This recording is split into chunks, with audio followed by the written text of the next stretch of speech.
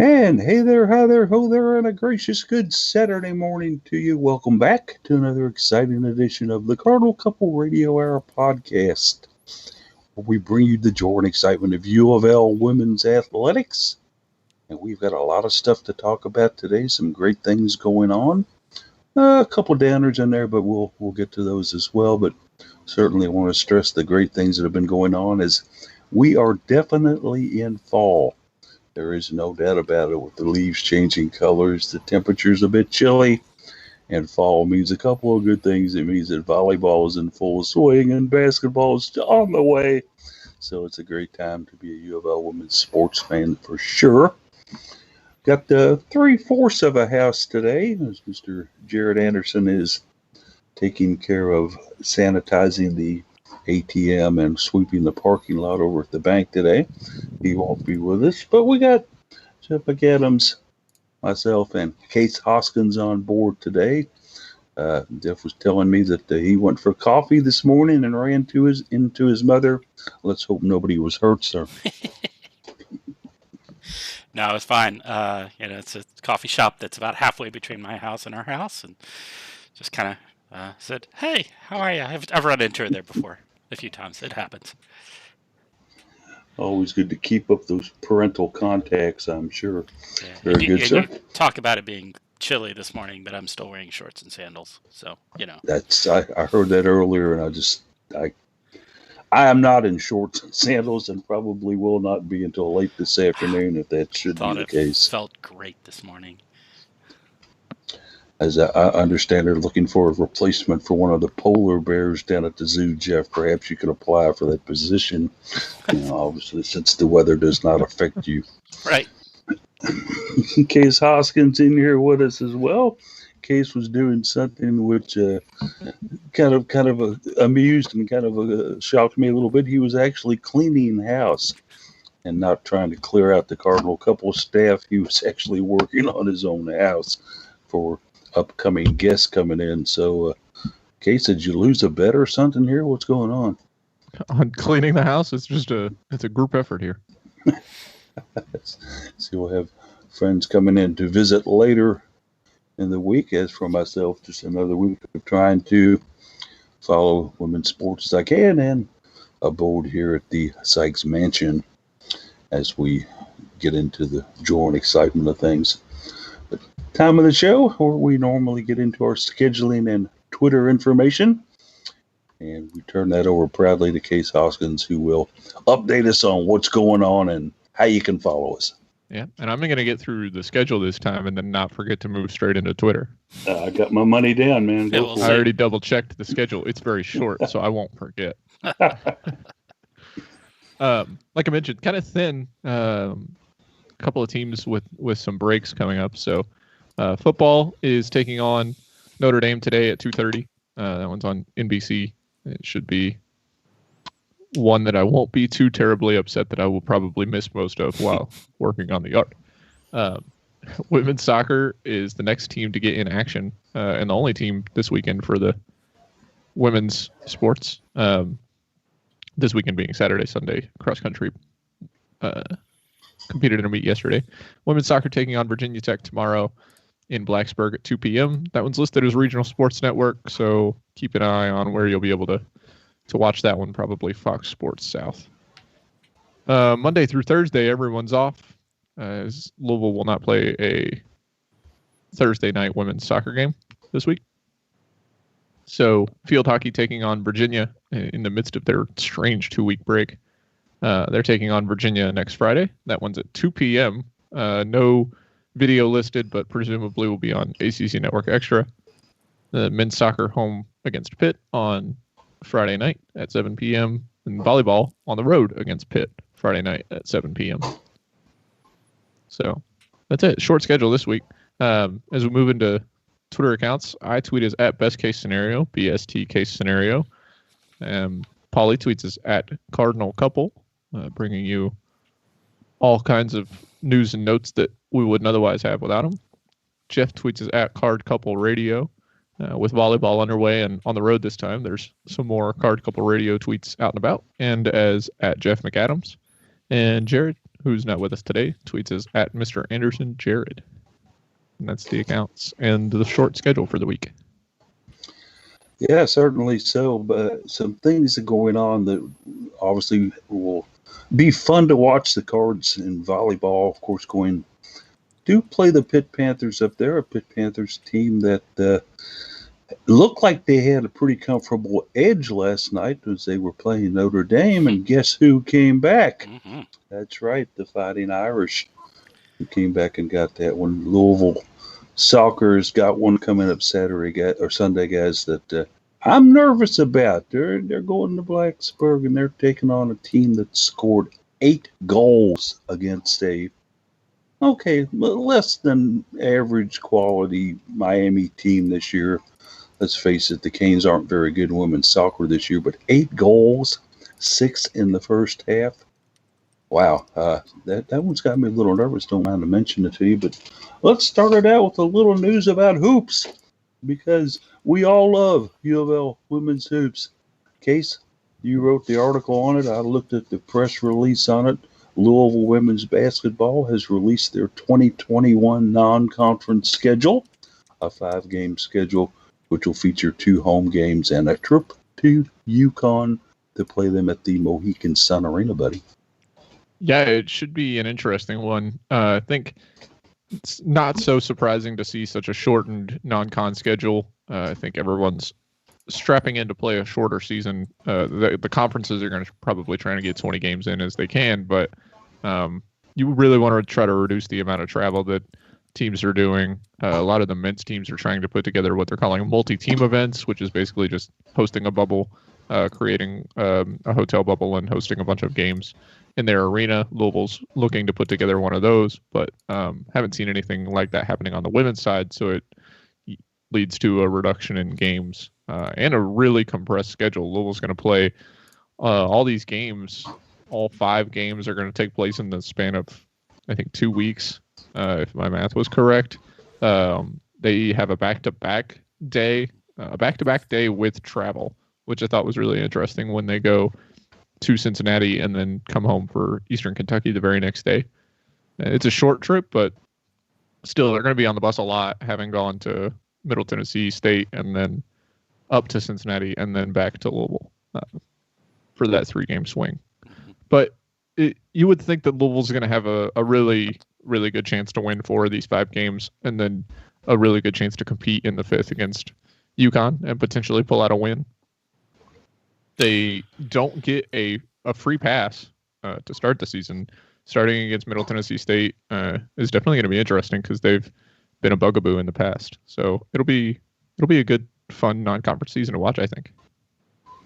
Yeah, Jeff, we take a look at this schedule here. We see some old familiar names in coaching roles for our opposition. Certainly our good friend Chancellor Dugan over at Bellarmine, who she never really had any relationship with the Cardinal squad, has been a fixture and a mainstay here with Bellarmine basketball as they take the big step into Division I and decide, hey, let's take it easy on ourselves. Let's play somebody like Louisville. All right, welcome to Division I. We're gonna stomp you, probably. No disrespect intended to them. I love Bellarmine. They're great folks over there, and they've always been supportive of sports in the Louisville area in general. But this is not probably going to be a very competitive matchup. So.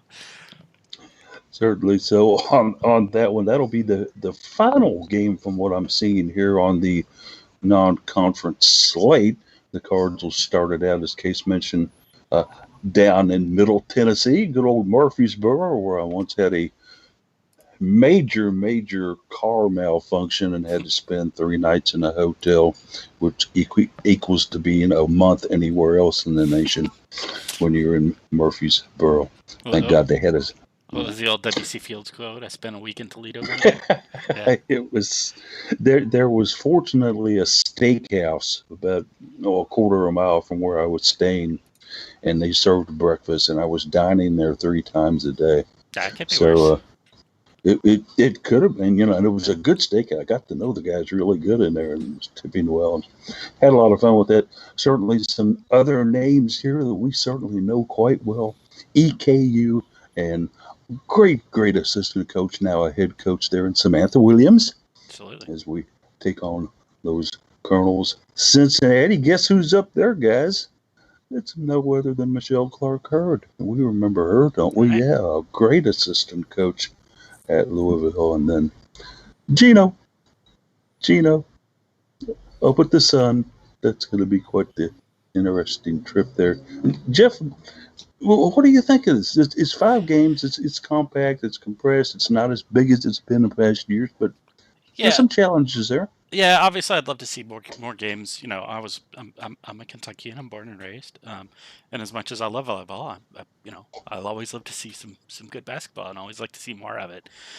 So obviously, it's disappointing in that I'd love to see some more games, but it's 2020, and okay, they're doing this responsibly and doing a great job. So I'm all for it, and be excited to watch some of these games, whether we get to be in the arena or not. And that's still very up in the air. We don't know that yet. And it's great. I love to see the regional games. I love to see the, supporting, former assistants at the program, and playing within coaching trees is always fun, because there's always that extra little bit of competitive spirit and competitive fire there. And like I said, Bellarmine's always been supportive of sports in the Louisville area in general. So, it's great to see them on there. On the travel thing, I don't see the travel thing from Cincinnati to Eastern Kentucky, Cincinnati, and then coming back to Louisville to play Eastern Kentucky. I don't see that big a deal. Probably we're not going to stay overnight in Cincinnati anyway, so it's just going to be a bus ride up and back on the day of. You end up being on the bus a little more, but no big deal. The more interesting one, I think, is actually Yukon to Bellarmine. There's only one day in between those, and that's coming from Connecticut back here to Louisville. So, that one may actually be a little more challenging, a little more travel involved in there. So. In case we look at these matchups, there's 5 of them in total before we get an ACC slate, which has the quotation around it. They are expected to announce their schedule in the coming weeks. Okay. That doesn't give us any time frame on it. I misread that one then, because I definitely thought it said in the coming week. No, it's got an S on the end of it, in the coming weeks. So we may know something by Thanksgiving. We may not. Who knows? As they work on that, and certainly try to figure out how they're going to get 15 teams playing each other in away and home and all that other good stuff, and where there be a couple of regional bubbles where the teams will meet. A lot of questions going on here. I think some of the things that, my first question is, we only get 2 games out of those 5 non-conference games at the KFCM Center, EKU, with Samantha Williams and her squad coming in, and then closing out that slate with Bellarmine coming in. I wonder about the configuration, the media access, the fan availability for these games, Case. And what kind of thoughts have you got on how they're going to pull this off? I have no idea, really. My main question of when they play home games is, what's the name of the arena going to be?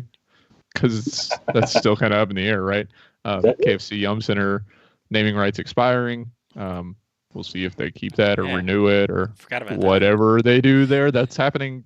I thought that it had already happened. Maybe today is the last day. Maybe this week. I know it's this month. So I'm probably going to get an answer that sooner rather than later. There will probably be new signage if that isn't renewed by the time that Louisville plays its first home game on the 29th of November.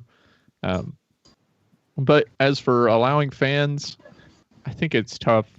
We've seen some football stadiums start to open back up to fans. The World Series is going to allow fans. Those are all outdoors.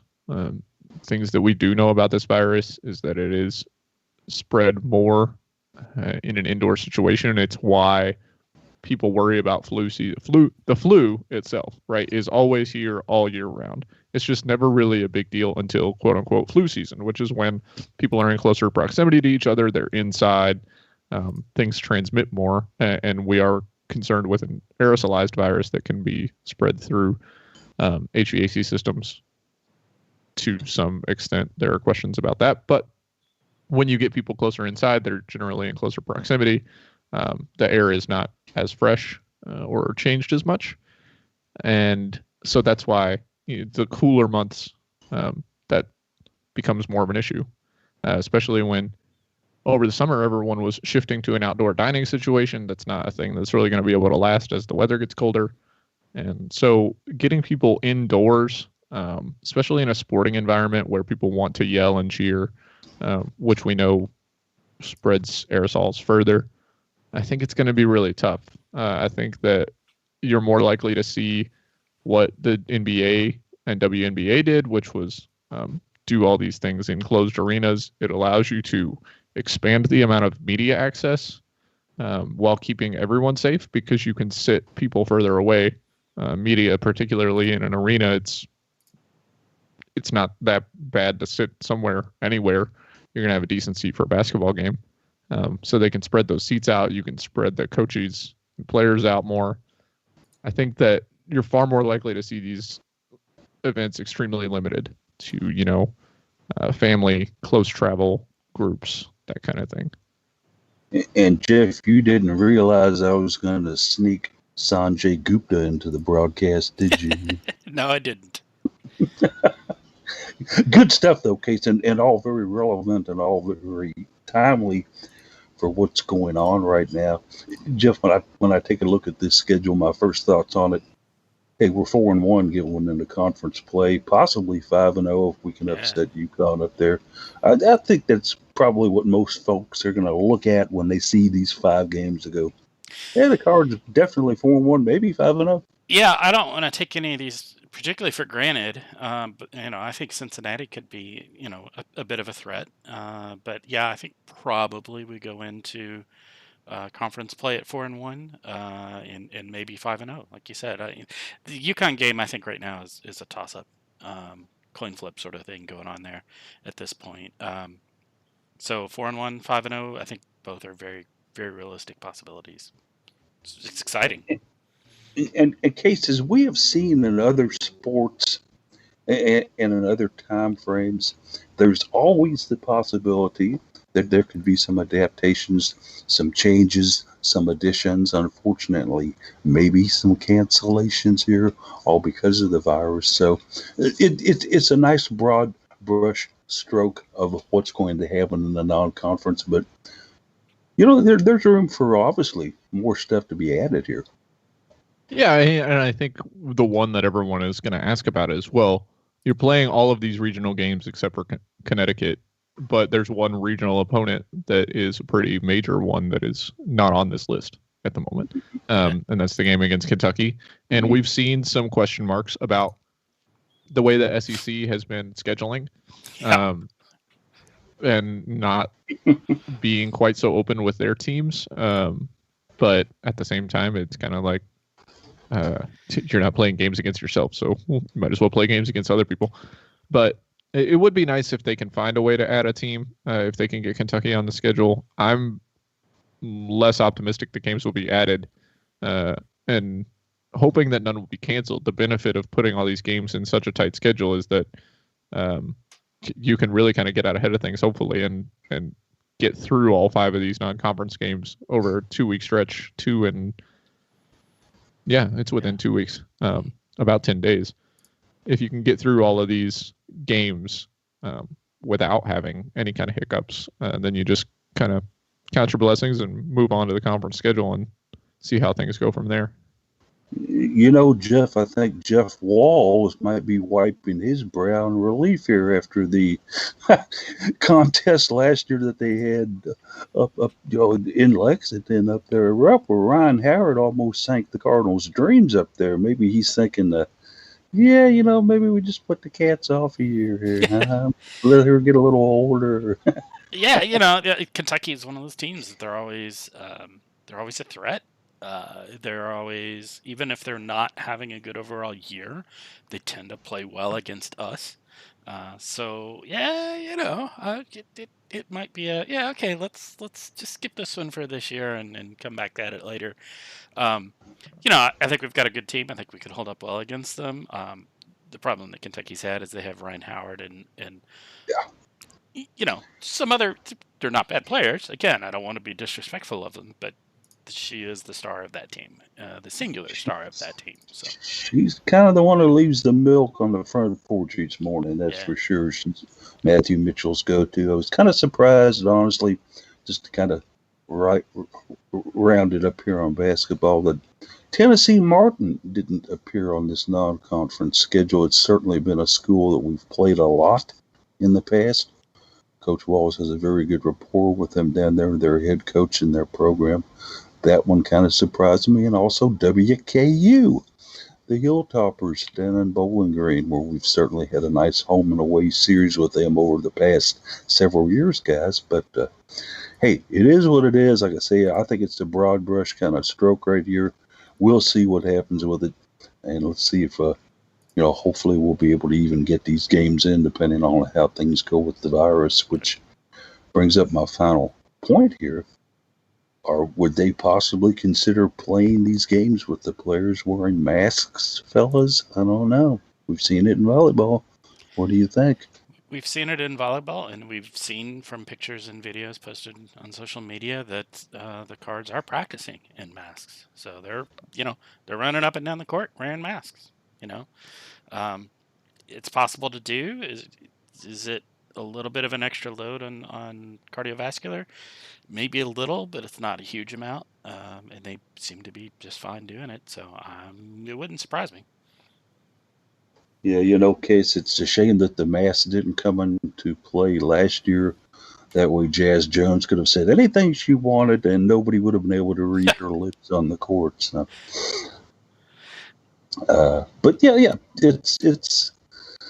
I have yet to seen a basketball game yet where the players have been in masks all the four quarters of it. It could be an interesting proposition. I think you'd have to have a bigger substitution pattern, I think, to give players a little more of a wind. And then certainly the whole aspect of, shouting out plays and stuff like that.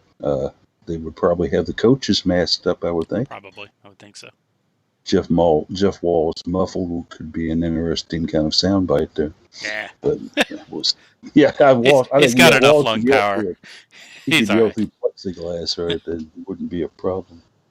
So, all right, Case. Jeff and I are on 4-1. You about the same here? Yeah, I'm thinking 4-1 is right in there. The only thing I could see is Louisville opens with a hiccup. Cincinnati's an interesting matchup. It is on the road, but like we said, we're probably not going to have fans in the stands anyway, so every game's just basically neutral court.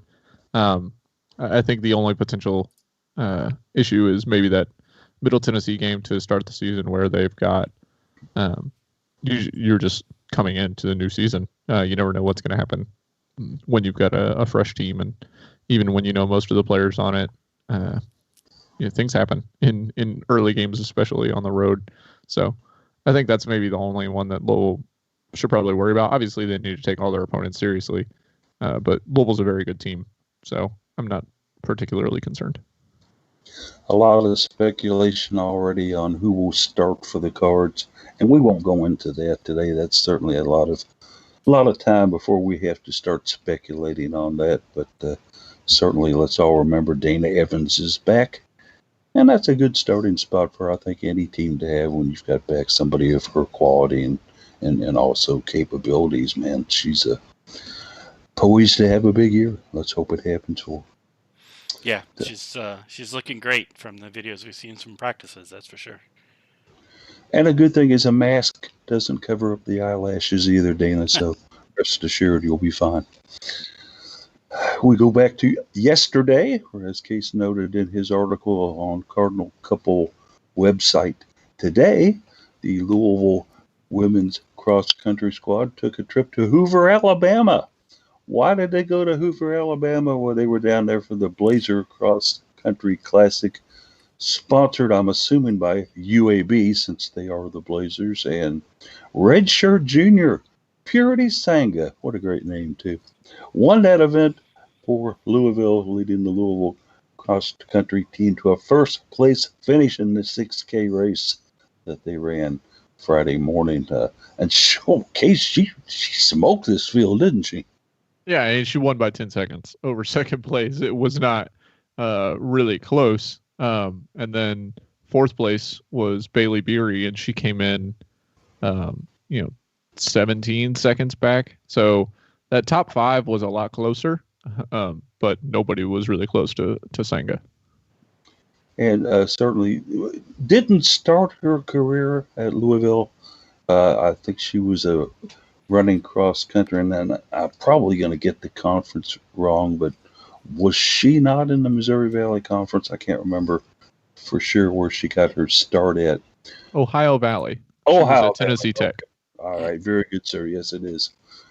Jeff, another case of a transfer coming in to Louisville and doing some great things here. She 20:43 for the 6K race. That's flying, and the Cards won this thing with 77 points total as they beat Clemson by a total of 29 points here, buddy. They beat South Carolina. They beat Auburn. They beat Southern Miss, Florida Atlantic, some others. So a very nice kind of, wrap up for cross country in the fall, Jeff. Yeah, I don't know a whole lot about the competitive landscape in cross country, but certainly some teams in there that I would expect to have pretty good programs in just about anything they field. Yeah, but a 10-point win over what 6K you said is they run, right? That's a good margin. So certainly the Cards will now, at the end of the regular cross country season, will set their sights and prepare for the ACC Cross Country Championships, which will be held the day before Halloween, October 30th, up at Wake Med Soccer Park in Cary, North Carolina. A lot of stuff going on over there as far as ACC Championships go in Cary, North Carolina. So the Cards will compete with. I'm not really sure, and maybe one of you guys, in case maybe you can check this, how many ACC schools are actually competing in women's cross country this year. How many have defected? How many are out there? But do you gotta think Louisville, with a good end of the season, they could probably finish up there pretty high, huh? They could. Louisville is. They hosted Notre Dame, and Notre Dame hosted them. So Notre Dame's definitely in. Clemson's definitely in. I don't actually see many other teams that were in these 3 events that Louisville competed in. I think they were originally scheduled for 4, but did only compete in 3 this year before they're going on to the ACC championships. So it'll be interesting. Notre Dame came in first in both of the previous events that Louisville competed against them in, the Irish Classic and then the Live in Louisville Classic. But like we said, Louisville beat Clemson in this most recent one. So with just those 3 teams having competed against each other so far this season, it's kind of hard to get a good gauge on where Louisville stands in the conference. Always fun to watch the ACC championships, and I would imagine somebody would pick this up for coverage. My bet would be the ACC network, but certainly we'll wait to see what happens on the 30th with that as they run at Wake Med Soccer Park in Cary, North Carolina there. So good job, cross country. We're proud of you there on that. Also had a bit of women's soccer news take place this week as the Cards went to Virginia. We didn't see one player play. We didn't see any offense out of Louisville as the Cards fell 2-0 to the Virginia Cavaliers on their home turf. Case the offense just never developed, did it? No, Virginia really controlled this game. It was not particularly close on possession. We don't have possession stats. They don't post those. They give them to us if we're in the press box. But I did find them. Yeah, I put it on the website there. I think it was 68-32 in favor. Yeah, it was not good. Virginia finished with 24 shots to Louisville's 2. And both of Louisville's 2 shots were on goal, which is nice. Both of them were saved, which is less nice. But Virginia, 24 shots, 13 on goal, 12 corners, called for 4 offsides. So you can kind of count offsides as another way to count an attack. So when you count the number of corners, the number of offsides, and the number of shots, the ball was not just in Virginia's possession, it was in Virginia's possession in their offensive third. Louisville was on the back foot the whole time. They didn't really get any opportunities. Those 2 shots kind of just lucky chances. I think both came off of corners, if I remember correctly. I tried to forget most of this game. It was a pain to watch. Louisville just being completely dominated. Gabby Gazella set a new personal record with 10 saves on Virginia's 13 shots. I think there must have been a block in there for that other one. Otherwise, she would have 11. So actually, it was one of the defenders. I think it was Sarah Hernandez stepped in. Gabby had fallen down, and Sarah just kind of stood there and blocked the shot taken by the Cavaliers for that 11th one. Right. So like I mentioned, it was not a good game for Louisville's offense, and not a terribly good game for their defense. The penalty that was awarded that got Virginia their second goal, it was a pretty clear foul. Louisville shouted against it, but they didn't really have any claim. Pretty clear foul by, I think, Raven Alexander in the box there. The first goal, just terrible marking. Louisville left somebody open at the top of the box, and she decided to take the shot, and if she hadn't, she could have just passed it to somebody else who was wide open at the top of the box. It was not what we've seen from this Louisville team defensively throughout the season so far, so it was not encouraging. I'll put it that way. And that possession time was actually 64-36 advantage UVA. Jeff, the Cavaliers here had Alexa Spanestra, and I hope I pronounced that correctly, return. It was her first game since twisting her ankle against Clemson in the Cavs' third game of the year.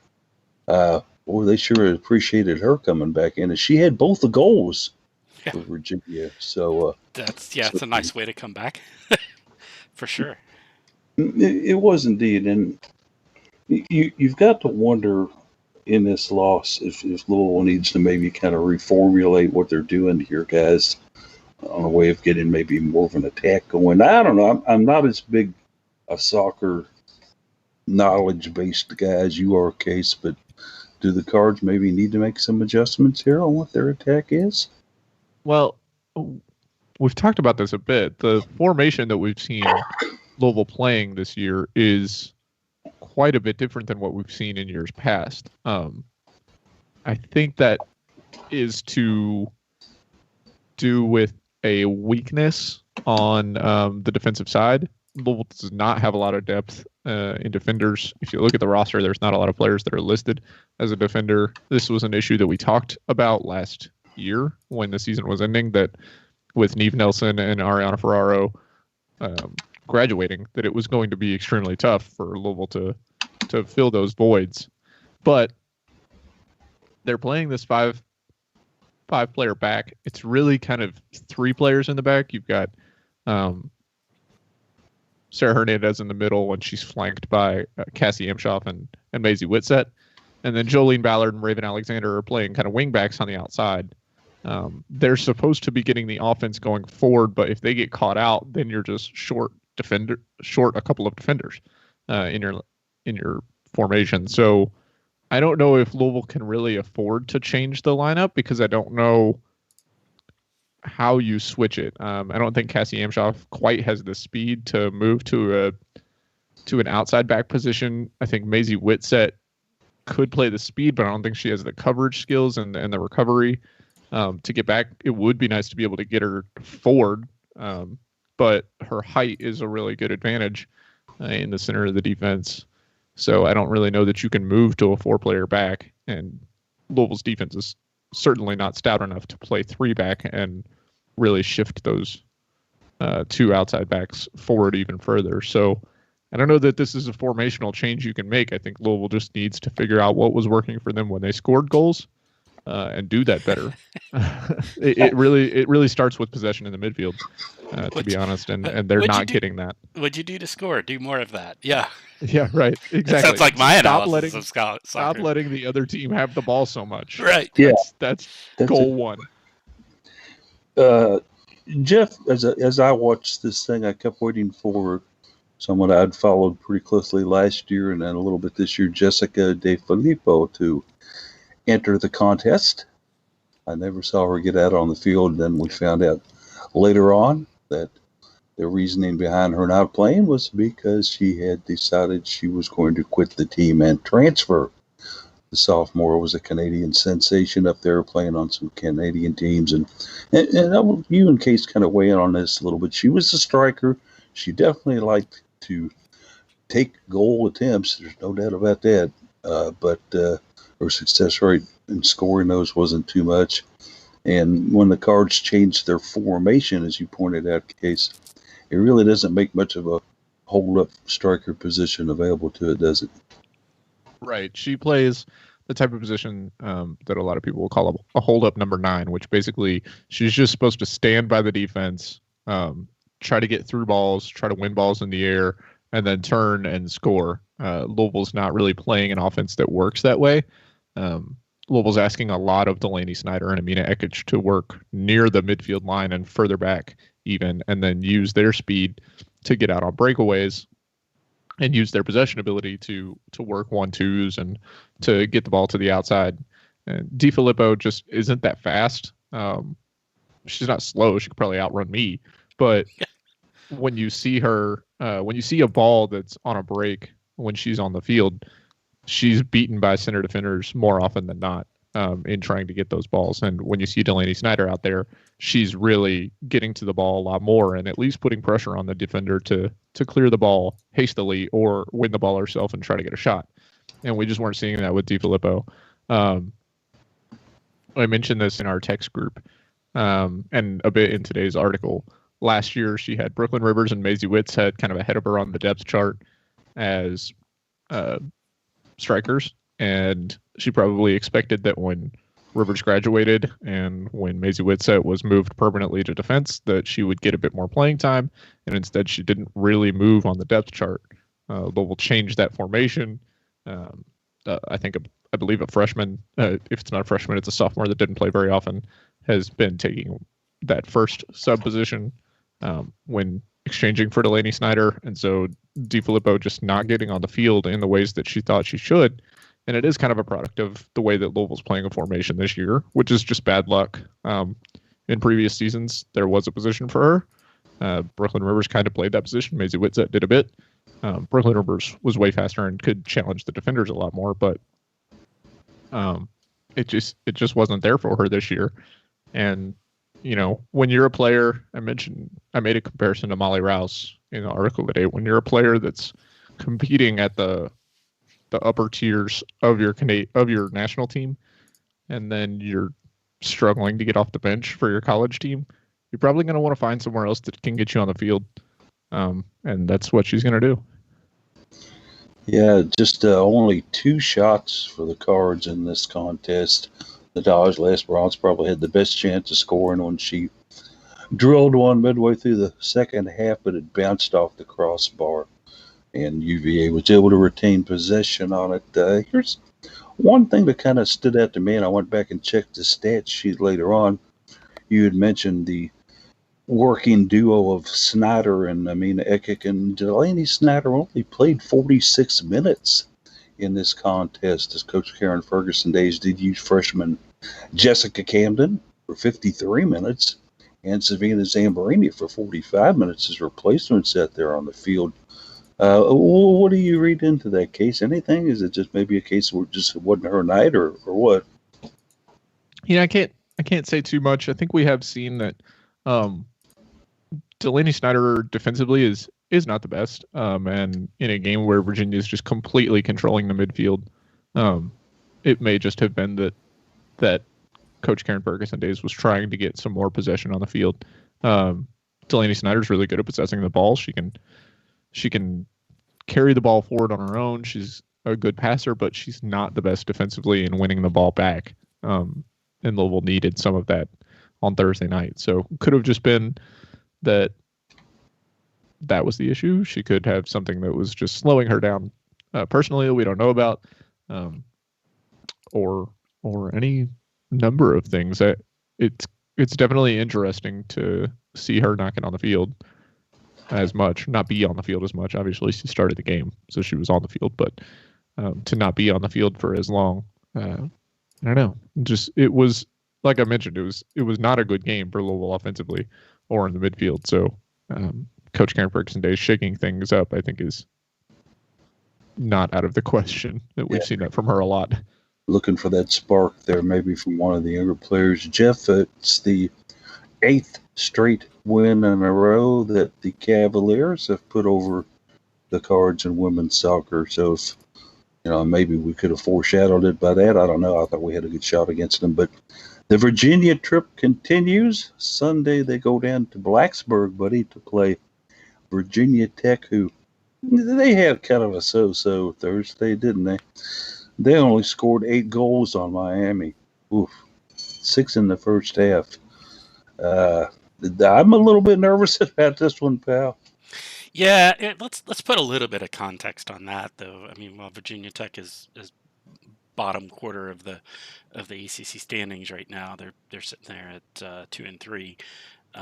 Miami is 0-5. So, yeah. So put some context on it, but yeah, I mean the ability even against a not all that great a team to generate that much offense is something you gotta be aware of and don't want to take for granted. Particularly if we're talking about having potentially weak defense and running 5 across on the back line to try to cover that. It's something to be aware of and watch out for. If they're able to keep that offense going, that could cause us problems. Certainly the Cards can hopefully have a chance down there against the Hokies.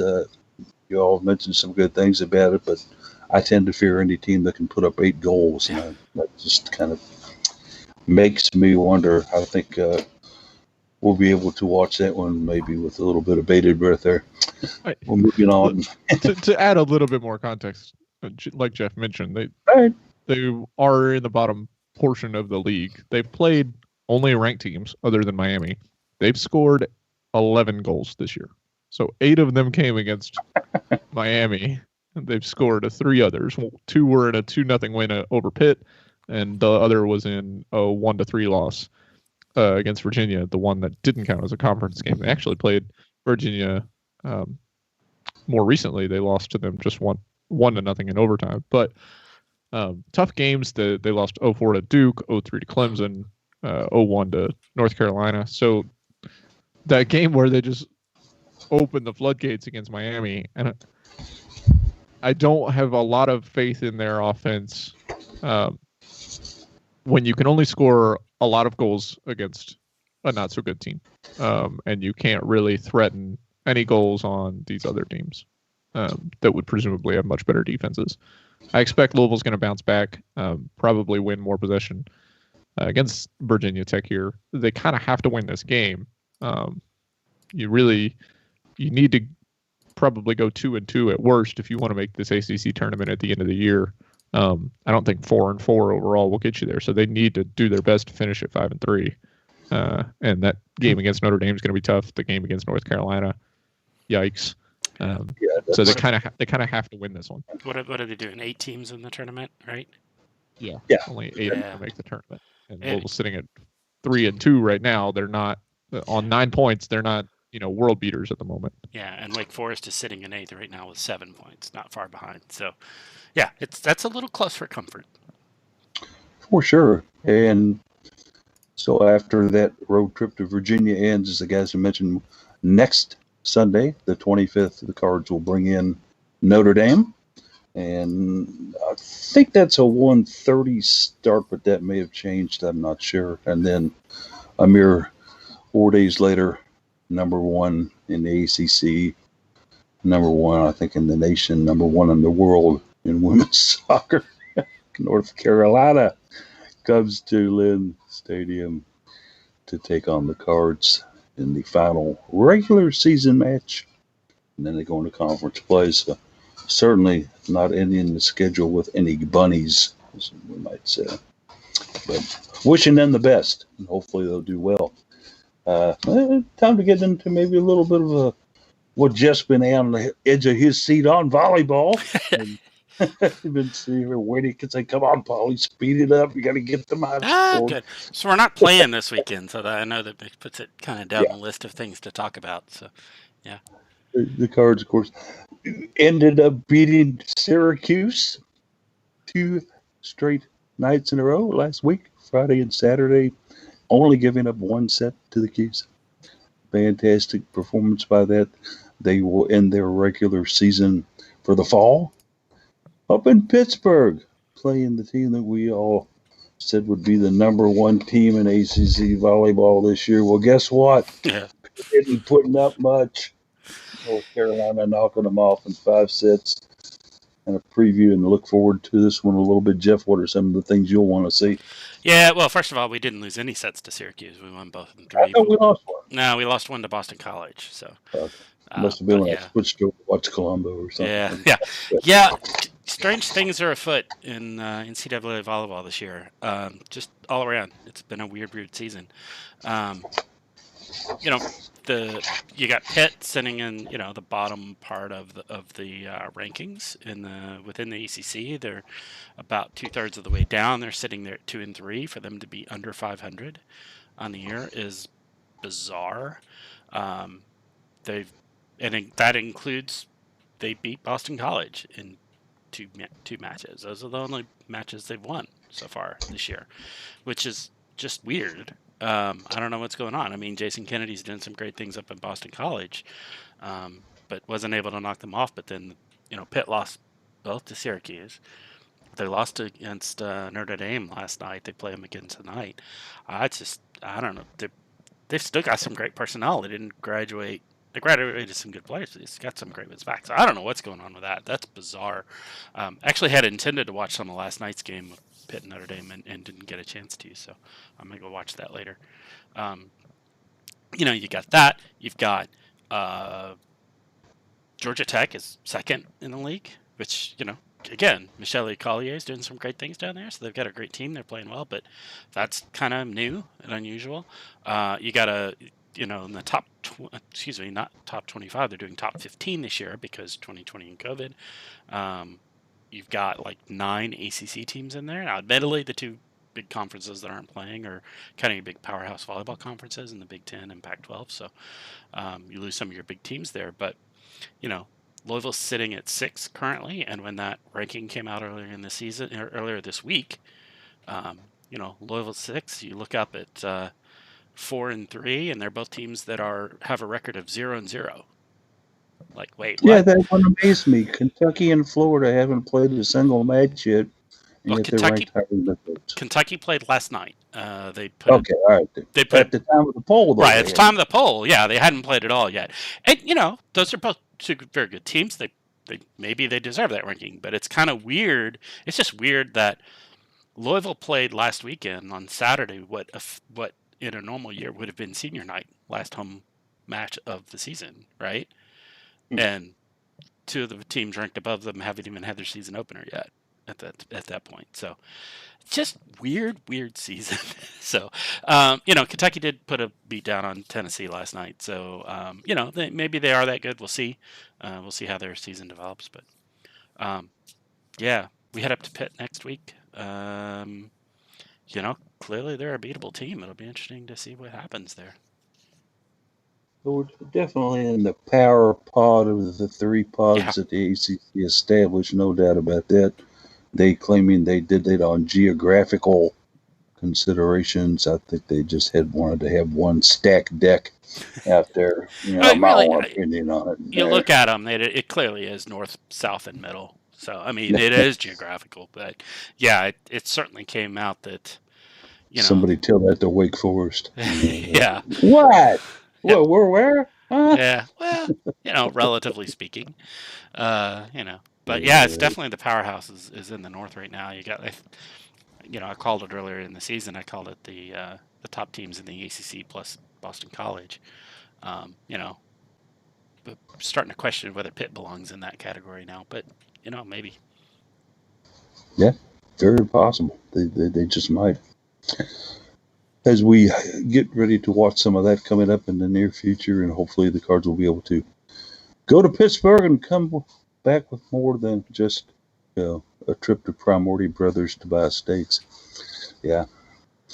Moving over to field hockey, area we haven't touched on yet, but certainly an area that I think we can be very proud of the University of Louisville and Justine Sauer's efforts this year as the Cards in field hockey have beat the best, remain undefeated, and continued their road trip next Friday, going to Virginia for a couple in Charlottesville on Friday and Saturday. Yeah, and they had a pretty good swim meet last week too. that was just a bizarre game to watch, Yeah. guys. I And then thought they were going to call on Arthur Ribeiro there for a little bit.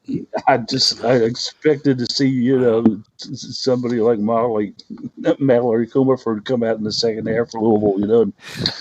It's just it was weird. And to watch some of the stuff that I think it was on maybe Instagram or YouTube or wherever, where they were showing the guys vainly trying to clear the field for the Sunday game, which got canceled because of water conditions on the pitch there. It looked like these guys were having races with water squeegees down the sideline trying to clear the stream of water that was out just there. Ponds of it, just it was amazing. I mean, you watch Saturday's game, and like in the first half, there was a lot of ponding on the field, and we were even talking about it in our group text. It was like, are they going to finish this game?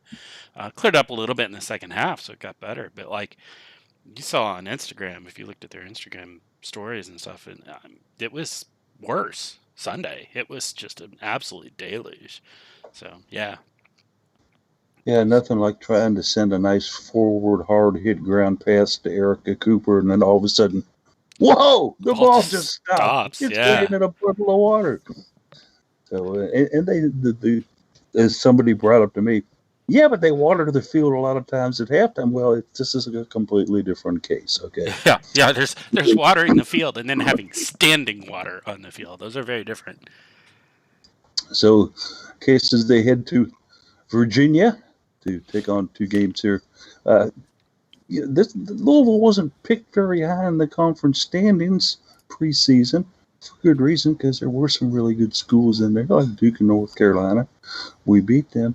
Can the Cards get through the rest of this slate undefeated with 3 games left before they go to the ACC Field Hockey Championships? Yeah, like we mentioned, I think last week, asking a team to go undefeated is a lot. It's definitely a challenge for any team to do. You almost don't want them to go undefeated if you're trying to win the ACC championship. Entering the ACC championship with a loss to a good team. Virginia's not bad, sitting at 3-3, 2-1 in conference, just barely lost to North Carolina in their more recent game. They were housed in the conference game 5-1. But just barely lost 2-1 in the follow-up. They're not a bad team. So maybe dropping that game, trying to find their schedule and remember who else they're playing for the rest of this year. 2 games against Virginia and a game against Syracuse. Yeah, you'd rather lose one of the ones to Virginia than to Syracuse, I think. But you could potentially see them going all the way. They were able to win a very tough game against Wake. That was a rock fight in the rain. The ponding was really inconsistent. It was quite strange when you're talking about a game that's played on concrete with AstroTurf on top. It's quite odd to see such inconsistent puddling. You would think maybe it would be spread out a bit more, but not sure what happened there. But they were able to win that game. It required a lot of adaptation, flexibility. We saw when they were taking corners, they were taking the corners on the harder goal to score on in the first half because of the ponding, and had to completely change the way they ran their set pieces because of that ponding. I mean, they were completely out of sorts, but managed to hold on. And then in the second half, pick up that second goal to take the win. So that was really encouraging. We've seen them win hard games against really good teams. We've seen them now win a tough game against a middling team. I think they could go undefeated, but I'd rather them win on November 8th than win any of the remaining 3 games, frankly. And going to the tournament with kind of momentum and such. Certainly, that Yeah, team that I wouldn't just mind look at. Okay, seeing. no, go ahead. Yeah, I wouldn't mind seeing next week if if they dropped the second game against Virginia. That's the non-conference game, air quote non-conference game. That gives them a hey, wake up! You can't just waltz into here, but it also doesn't spoil their Number one seed. conference number one seed. Yeah, so if I were gonna pick one, that's the one I'd want to lose. But I'd love to see them go undefeated. But The Cards have got such a wealth of weapons, and those begin with, of course, Meche, yeah, Mercedes Pastor, but certainly a lot of a great and kind of young supporting cast here, guys. As Marco Lon played very, very well for him this year. Erica Cooper's been making some very, very nice plays. Mina Tremonti, Kaz, or they call her Emila Kazmarczyk out there. Let's not forget about the efforts also that come out of other players as well. Somebody who has really stepped up and I thought done a really great job for them out there too has been the Snyder sisters, Megan and her other sister that she's got on the squad, Katie. So good things for field hockey, no doubt about that. I say they sweep out. You guys, if you want them to lose one at Virginia, go sit in the corner because I want us to sweep. I don't want them though? to. Yeah, you do, Case. No. You know you do. People know. No, I don't think Justine Zaury would, throw the team off the bus if they happen to lose one to Virginia, but certainly I want to see us go through this slate undefeated. We'll see what happens with it. And I know you guys do too. Yeah. As far as any other sports news that we've got to cover here, anything else that you guys want to bring up? Certainly we can jump into it a little bit. I know that and normally Jared would have a little more information on some things for us here, but he's not with us today. Kind of looking forward here, and something we'll talk about just briefly is with a lot of these fall sports planning on playing a spring schedule, and you throw that into the mix of the other teams that normally perform their games in the spring, It's gonna be busy. this could be a wild and crazy spring. Yeah, it's gonna be a busy spring for sure. Yeah. You consider, because softball, lacrosse, those are traditionally spring sports. Basketball will still be playing games, I think, up through March and stuff, provided things are allowed to be taking place with that. Yeah. Field hockey has got intense, as women's soccer and volleyball also to play spring schedules. So volleyball's going to have almost what they would normally have for a fall schedule is they're going to play in the spring, almost a full schedule from the sounds of it, at least what the intent is. So yeah, it's going to overlap heavily with basketball for sure. It's right in that same time frame. So, which is interesting. I know there's certainly a fair number of players out there that are dual sport, volleyball, basketball. That really kind of throws a wrench in that this year. Be an interesting dilemma for it, but certainly a lot of great opportunities for Cardinal sports fans to have action, and it's going to be interesting. I feel sorry for the sports information directors in the sport because a lot of them have multiple sports, and boy, they're going to be just jumping back and forth and all kinds of stuff going on. And so, it's going to be an interesting spring for sure.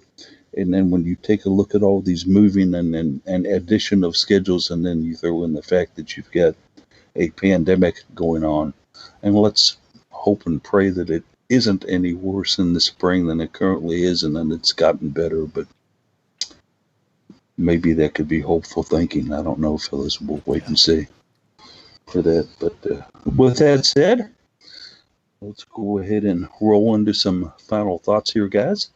Who started last week? Let's blame it on Jared. Let's go with Case first. We'll go with Case's final thoughts first.